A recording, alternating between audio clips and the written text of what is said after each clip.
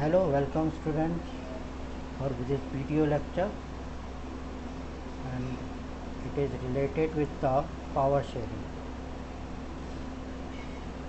This is the first chapter of political science, class 10th. इस need for power sharing को discuss करने से पहले आपको मैं रिकॉल करा दूं कि हमने जो है दो केस स्टडीज़ आपको बतलाई थी, बेल्जियम और श्रीलंका। ठीक है, क्योंकि इस केस स्टडी से ही हम ये प्रूफ करेंगे कि पावर शेयरिंग क्यों मस्ट है या पावर शेयरिंग की नीड क्यों है। ठीक है, तो आपने देखा होगा कि श्रीलंका में क्या हुआ। श्रीलंका से पहले बेल्जियम में आप देखिए कि बेल्जियम में जो पावर है वो दोनों कम्युनिटीज़ ने आपस में शेयर कर ली ना। कैसे? जैसे सेंट्रल गवर्नमेंट जो थी उसने अपने में से कुछ पावर्स जो है वो स्टेट गवर्नमेंट्स को दे दी। ठीक है, इसका मतलब ये नहीं कि पहले पावर शेयरिंग नहीं थी, पावर शेयरिंग थी, लेकिन हुआ क्या कि जो सेंट्रल गवर्नमेंट है वो स्टेट गवर्नमेंट को पावर दी तो थी, लेकिन वो कभी भी इस पावर को वापस ले सकती थी। ठीक है, लेकिन अब जो है वो कॉन्स्टिट्यूशनली जो है वो पावर शेयर हो गई। ठीक है, और स्टेट गवर्नमेंट को पावर मिल गई, या कहना चाहिए कि सेंट्रल गवर्नमेंट ने स्टेट गवर्नमेंट के साथ पावर को शेयर कर लिया।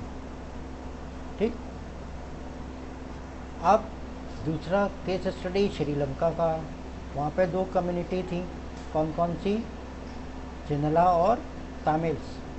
ठीक, सिंहलाज ने जो पावर है वो शेयर नहीं की तमिल्स के साथ। ठीक, तो उसका रिजल्ट आपने देखा ही है ना। तो इसका मतलब ये है कि जो पावर्स मस्ट बी शेयर या पावर शेयरिंग इज नीडेड। आपके बुक में एक कहना चाहिए कि एक टॉपिक है, why power sharing is desirable. ठीक, तो वो सेम चीज़ है, why power sharing is desirable या वाई पावर इज डिज़ायरेबल या why the power sharing is needed या why the power sharing is required. ठीक, तो यहाँ पर हम क्या करेंगे? देखिए, यहाँ पर आपको हम दो चीज़ें बतलाएंगे।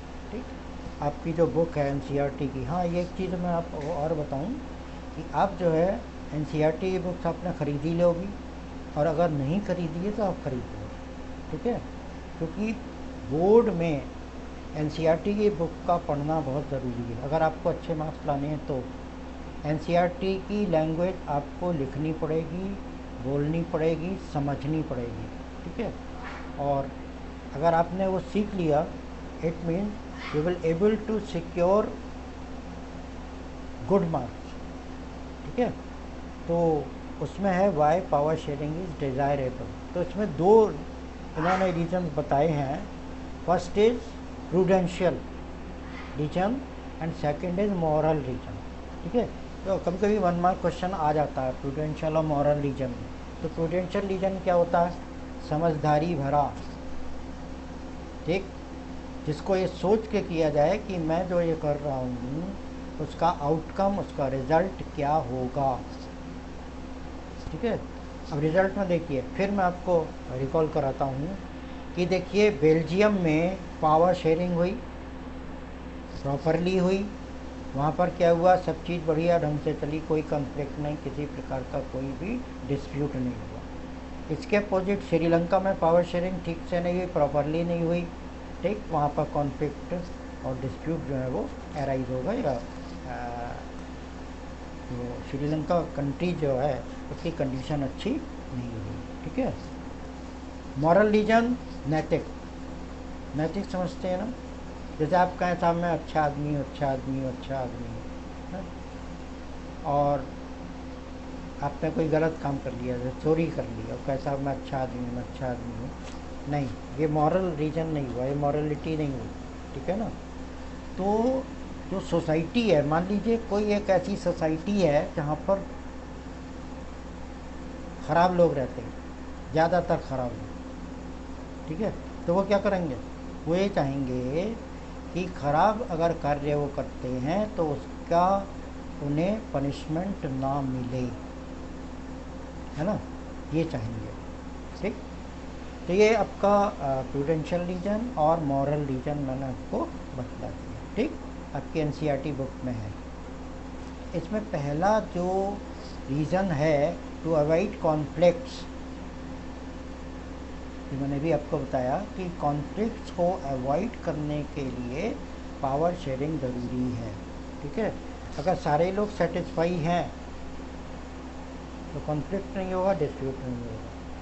ठीक है ना, और अगर ऐसा नहीं है तो फिर कॉन्फ्लिक्ट्स होगा। तो उन कॉन्फ्लिक्ट्स को अवॉइड करने के लिए पावर शेयरिंग जो है वो डिज़ायरेबल। ठीक, दूसरा, अवॉइड टायरनी ऑफ मेजॉरिटी। इसको डिस्कस करने से पहले आपको श्रीलंका का केस स्टडी हम आपको बताते हैं। ठीक है, कि मेजोरिटेरियनिज्म आपको मैंने बताया था जब केस स्टडी बताई थी श्रीलंका की।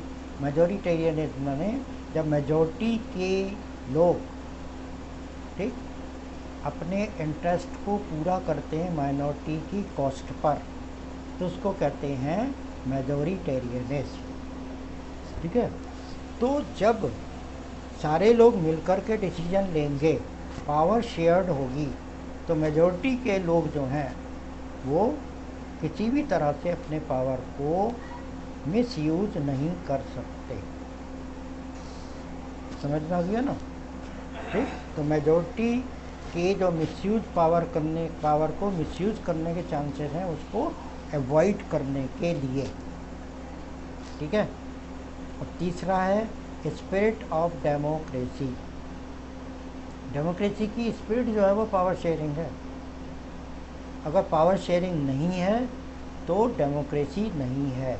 ठीक है, जैसे मैंने आपको बताया था कि there is a room to correct the mistakes in democracy.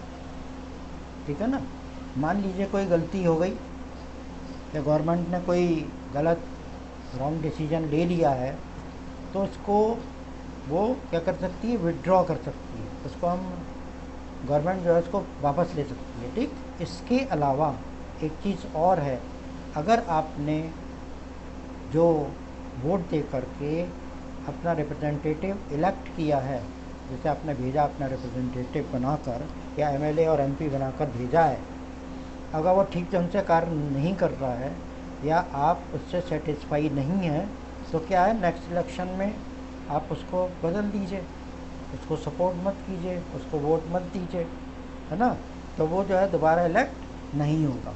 ठीक, तो ये डेमोक्रेसी की स्पिरिट होती है कि रूम टू करेक्ट मिस्टेक और power sharing is desirable. Power sharing must be. जो केस स्टडी मैंने आपको बतलाई थी, जहाँ पावर शेयरिंग हुई वहाँ क्या हुआ और जहाँ पावर शेयरिंग नहीं हुई वहाँ क्या हुआ। ठीक है, इसको आप अच्छी तरह से समझ सकते हैं। ठीक है, तो ये तो हो गया पावर शेयरिंग की बात। इसके बाद अब हम देखेंगे कि some common forms of power sharing means how many types of power sharing may be there.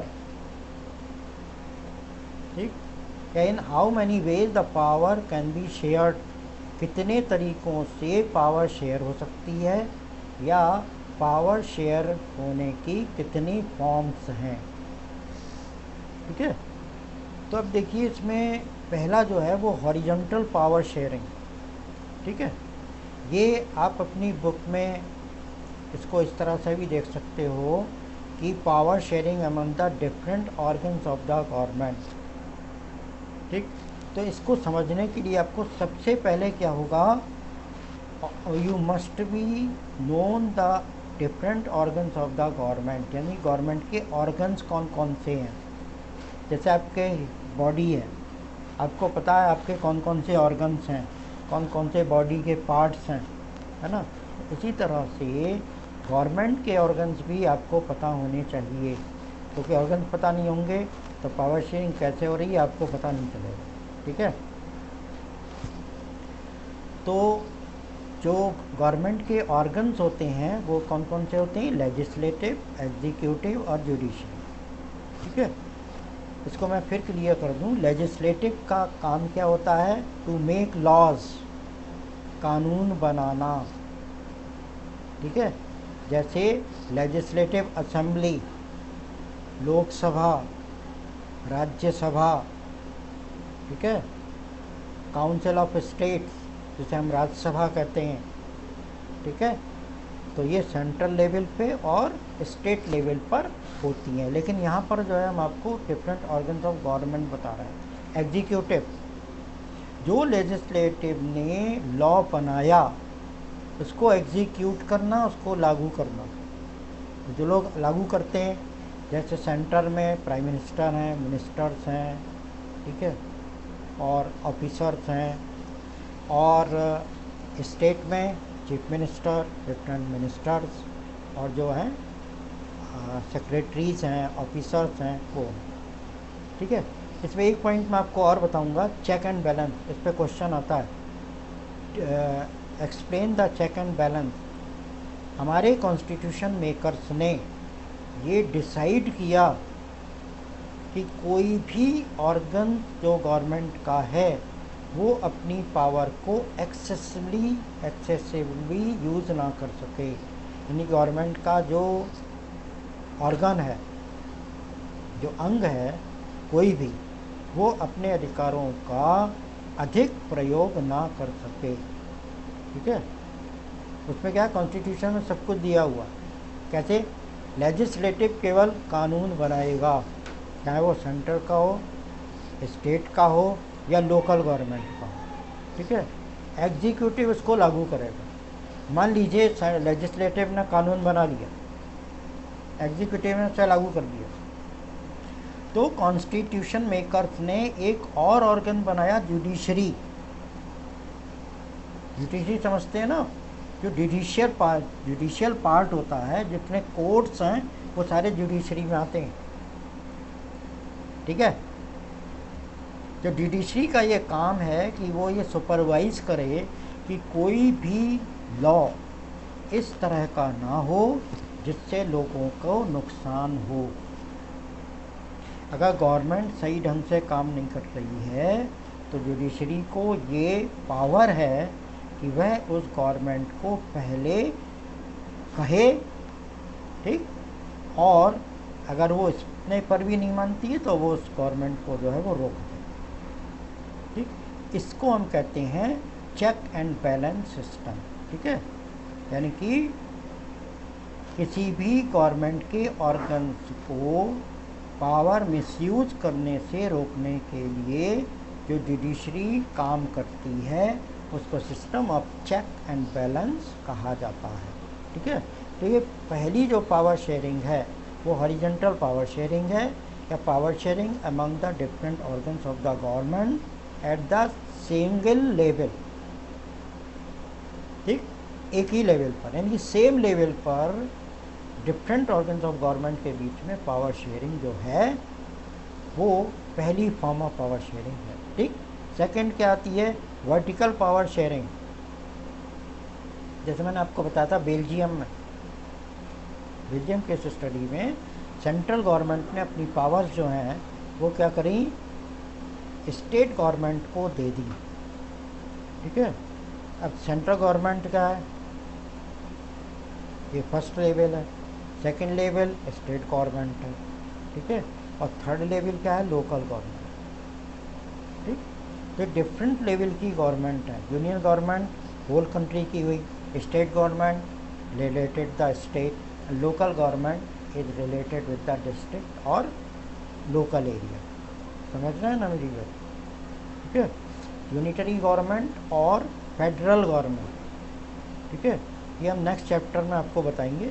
यहाँ पर आप ये समझ लें यूनिटरी गवर्नमेंट में जो है पावर जो है वो केवल सेंट्रल गवर्नमेंट के पास होती है, किसी गवर्नमेंट के पास नहीं होती, ठीक। और फेडरल गवर्नमेंट में क्या होता है, सेंट्रल गवर्नमेंट अपनी पावर को शेयर करती है डिफरेंट कॉन्स्टिट्यूएंट्स के साथ, यानी कि जिन कॉन्स्टिट्यूएंट्स के साथ, जिन एलिमेंट के साथ मिलकर सेंट्रल गवर्नमेंट बनी है उनके बीच में पावर शेयरिंग को फेडरलिज्म कहते हैं, ठीक है। यहाँ पर क्या है, वर्टिकल पावर शेयरिंग। जब power sharing different level of government के बीच में हो तो उसे वर्टिकल पावर शेयरिंग कहते हैं। ठीक, जैसे यूनियन गवर्नमेंट या सेंट्रल गवर्नमेंट एक ही बात। यूनियन गवर्नमेंट या सेंट्रल गवर्नमेंट ने अपनी जो पावर्स हैं उनमें से पावर को शेयर कर लिया स्टेट गवर्नमेंट्स के साथ। ठीक है, और स्टेट गवर्नमेंट ने अपनी कुछ पावर्स को शेयर किया लोकल गवर्नमेंट के साथ। तो इस तरह से जो पावर शेयरिंग है वो डिफरेंट लेवल ऑफ गवर्नमेंट के बीच में हुई। ठीक है, जैसे पावर जो है सेंट्रल गवर्नमेंट के पास थी, पूरी कंट्री की है। सेंट्रल गवर्नमेंट ने अपनी कुछ पावर जो है वो स्टेट गवर्नमेंट को दे दी। ठीक है, अब स्टेट गवर्नमेंट जैसे आपके इंडिया में 30 स्टेट्स हैं, है ना, तो सेंट्रल गवर्नमेंट ने अपनी पावर जो है वो 30 स्टेट्स को, स्टेट की गवर्नमेंट जो है उनको दे दी। ठीक है, और जो स्टेट की गवर्नमेंट हैं उन्होंने अपनी पावर लोकल गवर्नमेंट्स को दे दी। ठीक, जैसे पंचायती राज सिस्टम जिसको कहते हैं। ठीक है, और ये 1992 के बाद से जो है ये पंचायती राज सिस्टम जो है वो प्रॉपरली उसने वर्क करना शुरू किया। ये हम आने वाले जो आपके वीडियो लेक्चर्स हैं उसमें डिस्कस करेंगे। ठीक है, and that's all for today. Thank you, and we will meet in new video lecture the remaining common forms of power sharing. ठीक है, वो पावर शेयरिंग कौन कौन सी हैं? Power sharing among the different social groups, और power sharing among the political parties, interest group, pressure groups and movement. ठीक है, दैट्स